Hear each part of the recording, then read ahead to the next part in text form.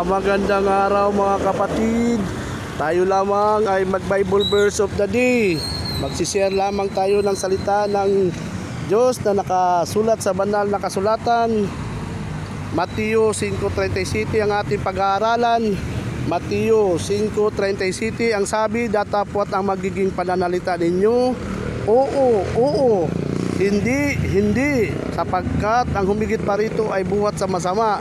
So ayon sa Mateo 5:37, datapwat ang magiging pananalita ninyo ay oo, hindi, sapagkat ang humigit pa rito ay buhat sa masama.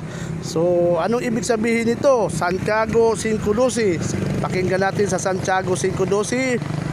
Ngunit higit sa lahat ng mga bagay, mga kapatid ko, ay huwag ninyong ipanumpa kahit ang langit, ni ang lupa, ni ang anumang ibang sumpa, kundi ang inyong oo ay maging oo, at ang inyong hindi ay maging hindi, upang kayo huwag mga hulog sa ilalim ng hatol. Halimbawa, kayo'y may kagalit at nakahingi ka na ng tawad. Tinanong mo siya kung galit ka ba sa akin?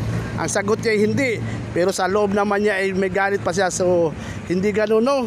Kailangan pag sinabi natin hindi ay hindi na. Kung oo, isa pang halimbawa, ikaw ay naka-oo na samahan mo siya, tapos pagdating ng panahon na kayo ay lalakad na o alis na, ay bigla kang humindi, naka-oo ka na eh. So hindi gano'n ang pananalita ng tunay na Kristiyano. Ang mga follower ni Kristo talaga, hindi sa atin kasi ito itinuro sa ating mga simbahan, no? Kung paano ang pananalita. So ang pananalita ng tunay na Kristiyano, pag naka-oo ka na, oo ka na. Kaya kung alanganin ka, ay kung lulobin ng Panginoon, kung makasama ko, ganun dapat ang pananalita, kung lulobin. Hindi yung oo, hindi, kasi mahirap yun. Baka mamaya pagdating ng panahon, oo ka ng oo, hindi naman pala.